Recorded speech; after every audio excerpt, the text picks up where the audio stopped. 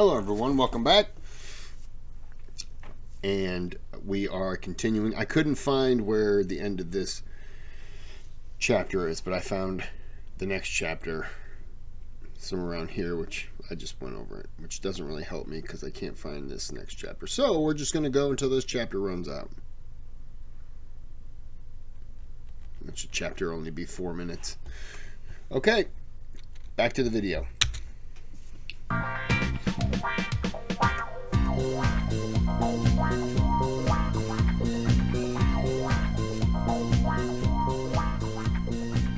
To most, the 1970s are a forgettable decade. In the Western Hemisphere, it is associated with crooked politicians, economic decline, the Vietnam War, the end of fascism, heroin, and music that one could at best call an acquired taste. However, the 1970s also represent a significant socio-political shift on a global level. Previous decades had been decades of left-wing insurrection, revolution in culture, politics and economics, and the challenging of traditional social norms that came to a climax in 1968. In comparison, the 1970s, in particular the year 1979, were the years of the conservative counter-revolution, which led to the new conservative movements of the 1980s that in some ways still last to this day. The election of Margaret Thatcher, Ronald Reagan's presidential campaign, and Helmut Kohl's election, which would drive a conservative market libertarian revolution throughout most of Europe and North America. Pope John Paul II's visit to Poland, which would end up being a substantial nail in the coffin of communism, as the Soviet Union fell into an era of stagnation.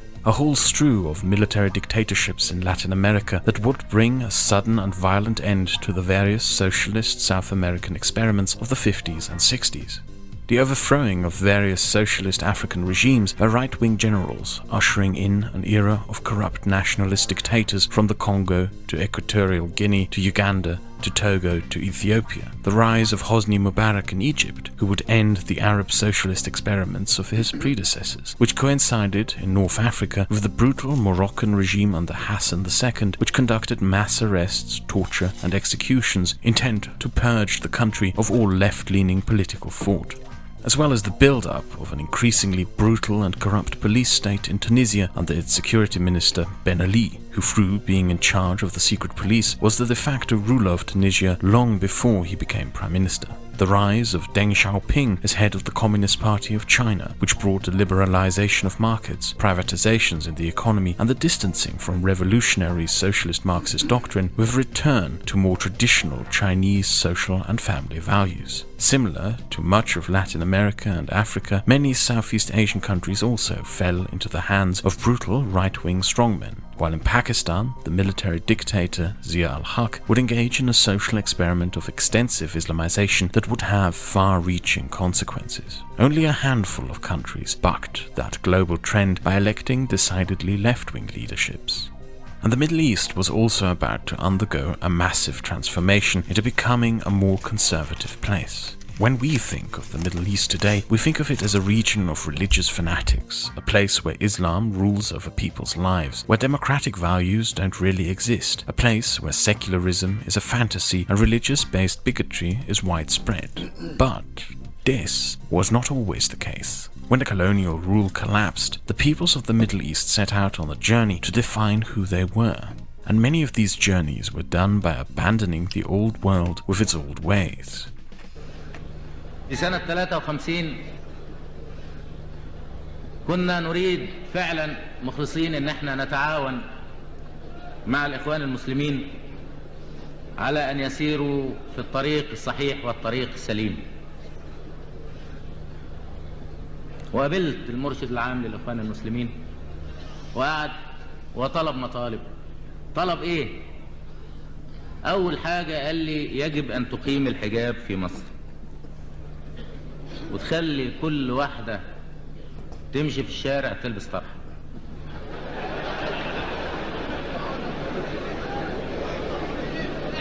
كل واحدة تمشي.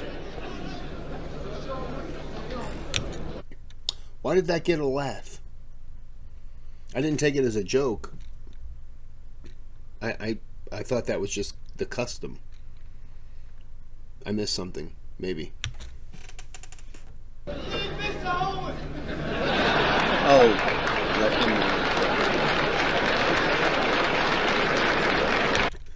guessing I heard wrong. It probably didn't go over with a laugh. Maybe oh, this guy. وانا قلت له يعني اذا الواحد قال هذا الكلام بيقولوا رجعنا لايام الحاكم بامر الله اللي كان بيخلي الناس ما يمشوش بالنهار ويمشوا بالليل. انا في رايي ان كل واحد في بيته هو اللي ينفذ هذا الكلام. فقال لي لا انت باعتبارك الحاكم مسؤول. قلت له يا استاذ انت ليك بنت في كلية الطب مش لابسة طرحة ولا حاجة، ما لبستهاش طرحة ليه؟ اذا كنت انت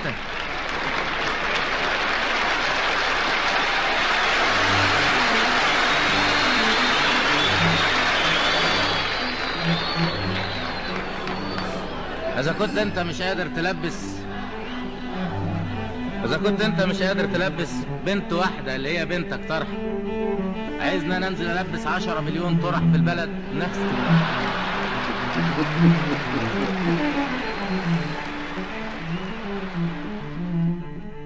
The Egyptian president Gamal Abdel Nasser was the preeminent figure of leadership in the post-colonial Middle East. His solution to where the Arabs should go after the end of the caliphate and colonialism was socialism. Many others disagreed. Some would try nationalism, others constitutional monarchy, but modernization and openness were where most agreed upon.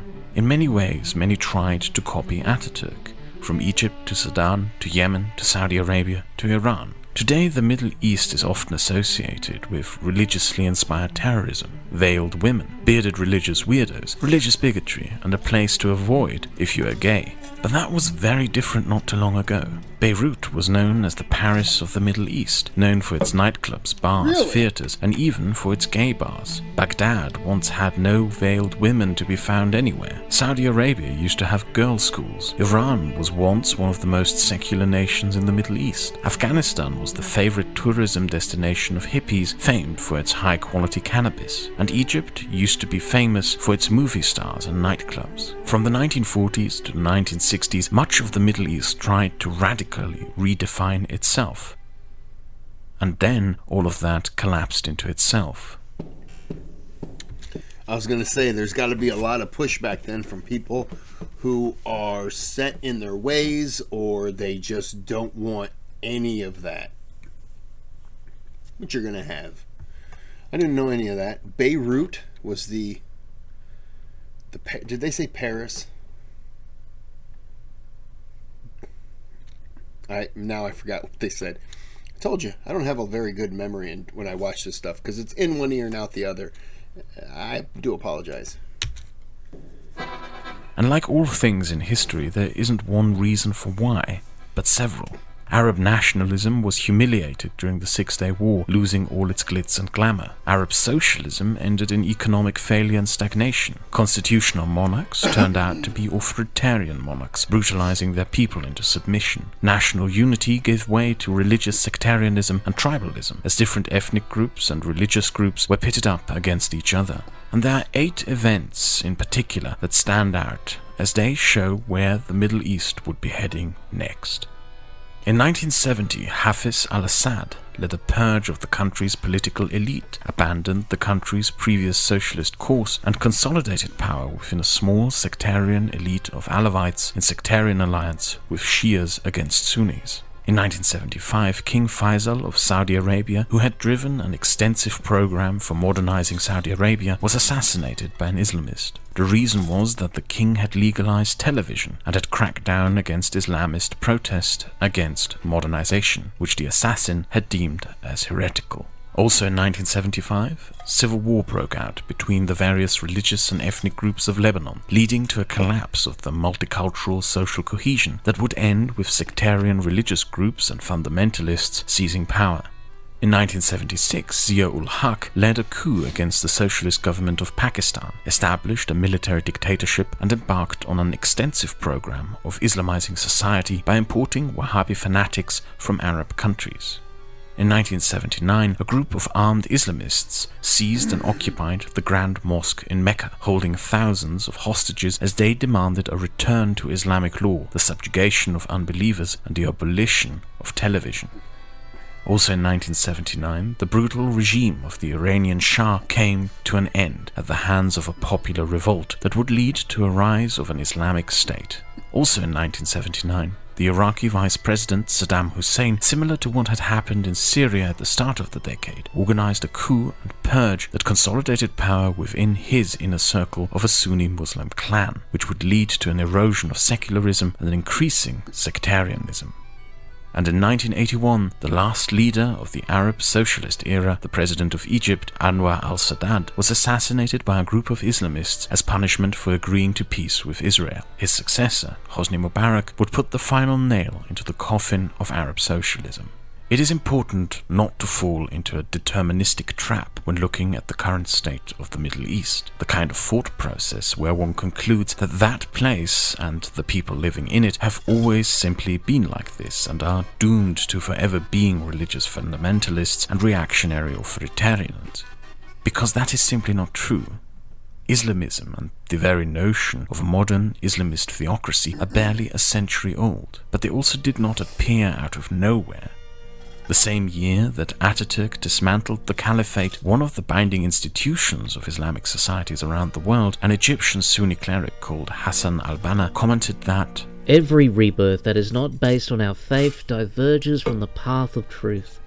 It must therefore be resisted by all means, so it can be annihilated," and founded the Muslim Brotherhood. He would be murdered 10 years later, but it is his writings that formed the foundations of modern Islamist movements from Morocco to Indonesia. Before they came back into the public during the 1970s, they spent half a century in self-imposed exile and isolation. Much like the religious conservative Turks of eastern Anatolia, they were politically closed off and reclusive. They had divergent ideas and differences, but were also well connected, from Shia clerics building networks reaching from Lebanon to Syria to Iraq and Iran, to Wahhabist networks of mosques and clerics stretching from Morocco through Saudi Arabia to Pakistan and Indonesia. They all spent those decades out of sight, building the Islamist political power structures that we know today, waiting for the moment they could finally resurface, which came in the late 1970s. But this is not part of Turkey's story, and there's a reason why I bring this up. I cannot emphasize enough how vastly different Turkish Islamism is from Islamism in Arab and other Muslim societies. Why? Well, remember, Turkey had spent almost half a century purposefully disconnecting itself from the Islamic world. It pursued integration into the Western geopolitical sphere with Europe and North America. Adding to that, all cultural ties to other Islamic countries were mostly cut. Turkey's relationship to her Arab neighbors, Iraq and Syria, were aggressive at best and at the brink of war at some point, but more on that later. And all other Turkic countries were outside of her sphere of influence, as they were all under the Soviet Union. Devout Turkish Muslims were not just politically isolated and removed from the general public discourse on culture and politics in their homeland, they were also isolated and separated from their wider Muslim world. They were on their own, and as such, Turkish Islamism, but also Turkish Islam, started to evolve on its own, separate from others into something that is somewhat different. When Said Nursi wrote his reform pieces, he still advocated for a unified Islamic state, but the kernel of his writings was about resolving the conflict between religion and modernity, how concessions by the religious were required and democracy to be accepted, how religion can still find a place in the modern world. The conversation that Islamists within the remaining Islamic world had was very different. It mainly revolved around a rebellion against the modern world, how society can turn back the clock into previous centuries, and how the modern secular world could be destroyed. Ömer Özsoy is a Turkish Islamic theologian and professor who in his pieces wrote that only 10% of the Quran are actual dictates and rules for individuals or societies, and that most of the Islamic laws and rules implemented throughout Islamic societies in the world are merely the result of historic interpretations throughout the centuries. This, of course, is open to interpretation and how much this may actually be the case, but nevertheless, Özsoy, with his writings on the democratization of Islam, as well as other other Turkish reform theologians like Mehmet Pachachi, Adil Çiftçi, and Ilhami Güler represents something special because they were only able to do so within a society that would allow such conversations to happen. In comparison, Nasser Hamid Abu Said. Yeah, if they had a different opinion, they weren't targeted. Yeah, I get that. And they have a little more freedom to not feel like they're going to be punished. Especially when they're looking at other things that are happening through Islamic countries. They have to think, oh, we don't have any of that happening here. An Egyptian theologian who wrote similar texts was arrested, charged with apostasy, divorced from his wife by the state, and eventually had to flee to the Netherlands. Turkey was a place where the religious may have been ostracized and kept out of the socio-political public conversation, a place where the religious had to stay isolated in Anatolia, but it was a place where conversation could take place. What evolved from this conversation was a set of multiple political Islamic sets of beliefs, practices, and ideologies. Pluralism started to arrive in the East, especially throughout the late 1970s, and what it produced varied greatly, especially from how Islam is practiced elsewhere and can also be seen abroad. Visit the Islamic graveyard in Cologne and you will be able to differentiate the graves of Arab immigrants from Turkish immigrants, because the Turks leave red candles at the graves. This is a Catholic practice, but Turkish immigrants in Germany simply adopted it from their neighbors. If you ever travel to Turkey, you might notice that at old Greek Orthodox pilgrimage sites, Turkish Muslims often take the pilgrimage up the mountains to receive blessings from Christian priests and monks, a religious practice that many simply adopted from their Greek neighbors and continued even after the Greeks were gone. This cross-religious interaction is barely seen between religious communities of other majority Muslim countries. And if you are German, Dutch or Austrian, free countries with large Turkish communities, you may have also at one point in your life been invited to attend the Islamic wedding of a friend who is a Turkish immigrant or descendant of Turkish immigrants. This astounded English and French friends whenever I tell them, because in their Muslim communities, which are mainly of Pakistani and Arab origin, non-Muslims are close to never invited to such festivities, as it would be a large religious taboo. The Turkish majority in the Muslim community is also a reason why Germany had less of an Islamist terrorism problem than other European countries, and Turkey itself has had less Islamist terrorist attacks than even many a European country. That is because Wahhabism, the Sunni Islamic doctrine of faith that justifies many such attacks, is not widespread in Turkey and is even rejected by most Turks. This goes so far that Turks, be they in Turkey, Germany, Austria or the Netherlands, will not go to mosques where the imam is an Arab, and certainly not if he is a Wahhabi. Turks would for most see Wahhabism as foreign nonsense or even as a foreign Arab attempt at undermining their community. Religion in Turkey was able to evolve free from the strict orthodoxy that is so widespread across Arab countries. And even though most Turks remain Sunni Muslims, they are by and large distant from the ultra-conservative and mainly Arab notions of returning to basic social structures and tribal rules of the 7th century. Turkish Islamism, on the other hand, can be almost compared to the nostalgia that some very conservative British people have for the British Empire. In particular, the 16th century is seen as the golden age of not just the Turkish people, but of Islam itself. Compared to the reach and power of the Ottomans, who are those Arabs and why should we listen to them on how to build our society? A return to a religious golden age to Turkish Islamists doesn't mean a return to the 6th century of Arab tribalism, but a social return to the golden days of the Ottoman Empire. The strict and all-encompassing secularism of the Turkish state also furthered another unique political development. The strict laws and regulations to separate religion and state were not just enforced upon Muslims, but also upon Christians and Jews. Those may have had more political and economic freedoms in Turkey than in most other Muslim countries, but their religious freedoms were at times even more severely restricted than the religious freedoms that they would have had in Arab countries. Abandoned Christian churches were often used by the Turkish army as target practice for artillery, and in this situation, while in most Arab countries it was secular institutions and movements that claimed the role of being the protectors of religious minorities from Islamic bigotry, in Turkey it was Islamists who throughout the 70s and 80s claimed and earned the role of being the protectors of Christians as they stood up for their religious liberties against a secular state.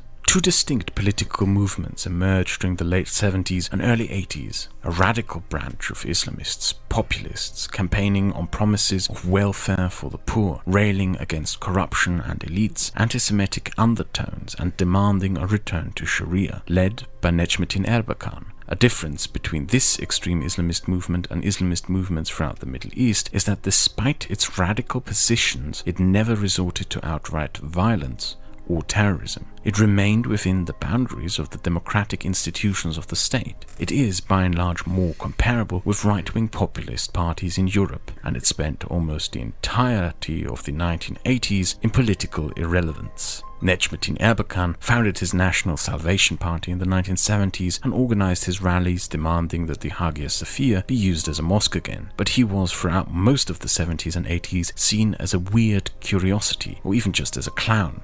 Nobody to be taken seriously, and even less cared for his deputy, some guy from the slums called Erdogan.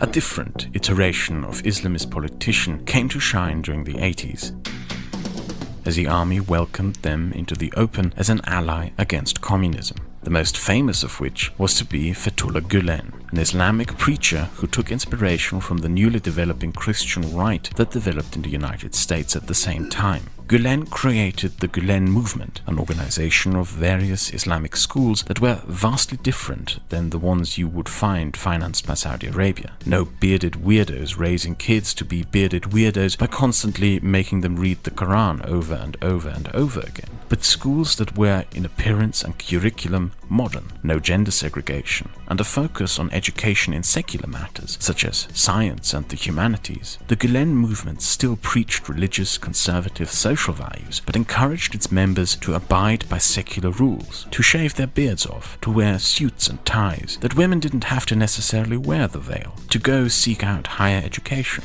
especially in law and finance, and to go out and found a business. What Gülen and many like him wanted to create was a new, modern Islamic conservative movement, not grounded in fundamentalism, but in a socially conservative tradition more comparable to American religious conservative social movements. Whilst the Arab Islamist may appear to you in beard and tawab, angrily rambling about the indecency of unveiled women, the Turkish Islamist gradually changed into suit and tie. He became a moderately wealthy and successful owner of a small business, or doctor, or a successful criminal defense lawyer, who might even reject the label of an Islamist entirely and would just call himself a conservative.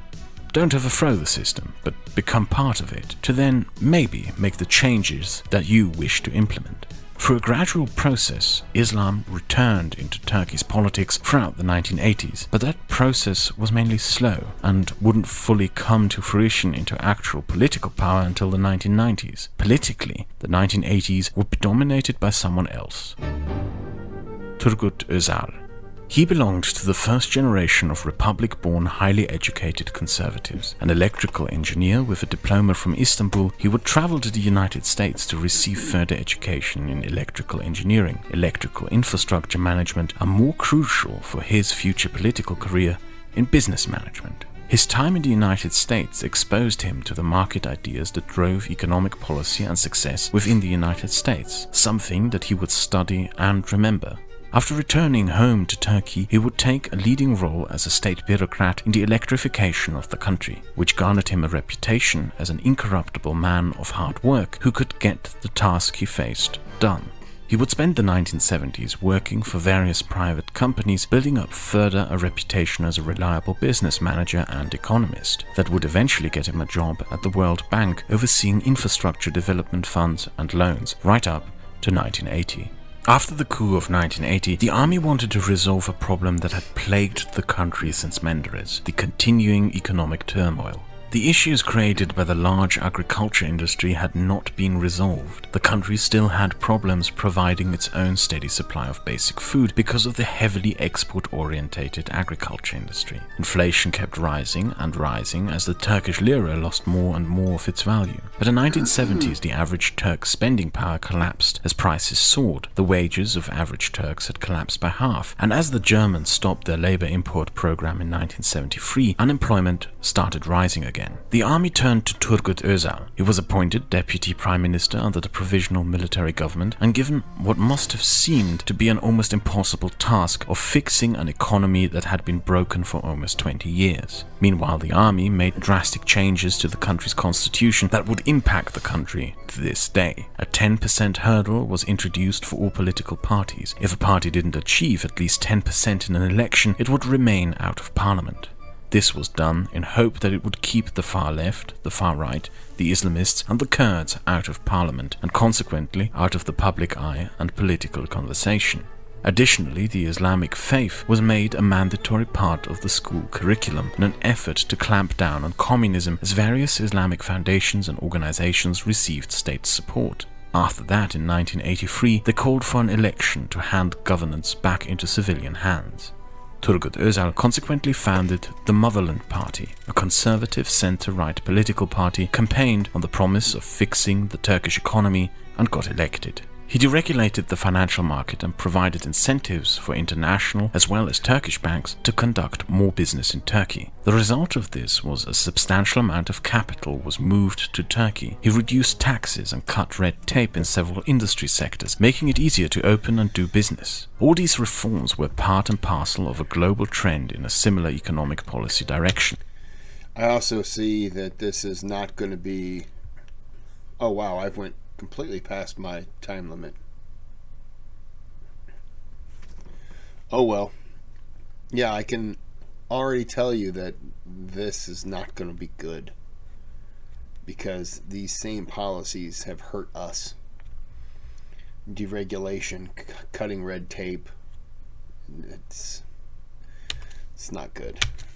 Long run. But his greatest economic success came when he opened up the country's hotel and service sector and invited and incentivized investors and hotel owners to build a tourism industry. This is something you may be familiar with if you are European, but less if you are from elsewhere. Turkey today is one of the largest tourism destinations in the world. Its white beaches, surrounded by crystal blue water and dotted with ancient Greek ruins, being a sight that many a European are familiar with. And that massive and popular tourism destination started being built during the 1980s. It employs at least 2 million people within the service sector, not counting related jobs created in other sectors. The total value of the sector switches with the holiday seasons and the location's popularity between $5 billion to $7 billion to even $14 billion in the second quarter of 2019, as millions of Europeans flood the Turkish beaches each summer and winter. Ozal managed to resolve many of the country's economic issues and is consequently to this day revered by many Turks as one of the best prime ministers the country has ever had. He created a middle class, mostly residing within the coastline, but also of seasonal Anatolian workers in the tourism sector. He brought substantial capital to the country. He made the country's voice more important on the international stage as he became an increasingly respected leader internationally.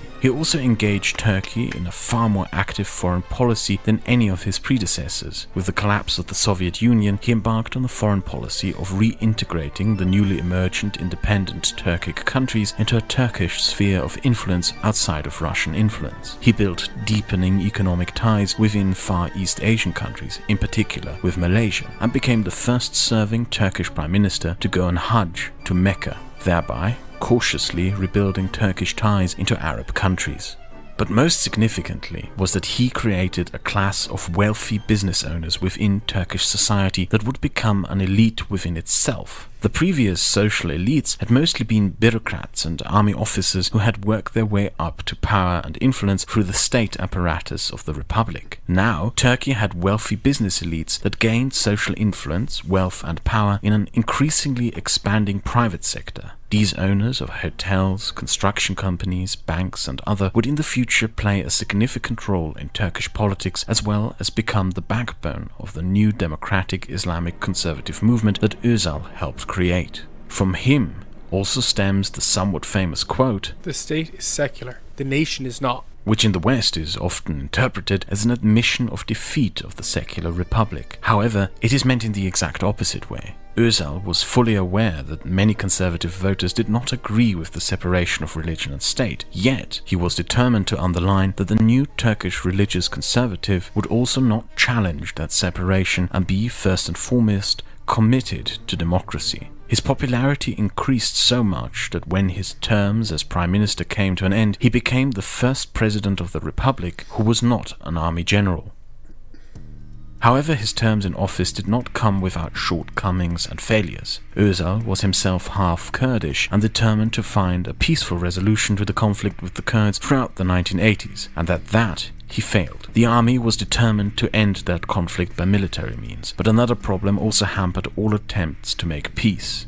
In Syria, governing power had fallen almost completely into the hands of the ruthless Assad family, who dreamt of a greater Syria, stretching from the Sinai Peninsula through Lebanon and into large parts of Anatolia. To achieve such, the Assads would spend much of their time in power destabilizing their neighbors as much as they could, including Turkey, where they saw the Kurds as the best vehicle to do so. Starting in the 1970s, the Syrian government built an extensive network providing training, weapons, explosives, and bases for Kurdish terror groups and then smuggling them across the border. The Turkish government and army mistakenly believed that the Soviets were behind it all, and it took them a long time to figure out that it was Assad's Syria, which would extremely sour relations between Turkey and Syria for decades to come, and really even to this day. Many abroad and domestically viewed Turgut Özal as the democratizer of Islam, the first to establish a democratic conservative Islamic movement that could act and work within the boundaries of a secular democracy. And even though this made him many friends, it also increasingly made him a lot of enemies. The army, who had helped and supported people like him when the decade began, viewed him with increasing suspicion. So did the secular center-left, which also disapproved of his economic liberalizations. The far right couldn't stand him, and the religious populist right, which gained more and more influence as the decade came to a close, also framed him as a corrupt phony who sold out on true Islamic virtues.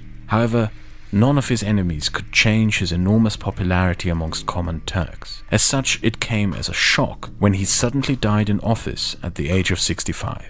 Suspicions were voiced at the time on the mysterious circumstances of his death, but the state prevented any investigations. 2 decades later, his body was exhumed for an autopsy, which found that he had indeed been poisoned. Who, however, was responsible is something that we will probably never know. Wow.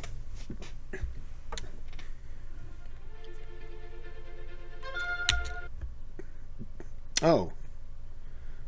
Chapter. Okay. I kept thinking this was chapter 13 and the other one was chapter 11. So I was wondering where 12 was, but that was all 11. So that was 30 minutes. That was a little bit longer than I wanted. But so it just means that this last part, I'm going to break this last one down into 24 1-minute videos. I'll probably just do the whole thing. 24 minutes, it's fun. This one, I didn't talk that much in that one. It was more just, I was on a journey of the Republic. So I'm going to end this here. And there was a part 3 to this, I believe. So if you know where part 3 is, let me know. I might find it. I don't know. Like and subscribe, and until next time, you have a good night and have a good day.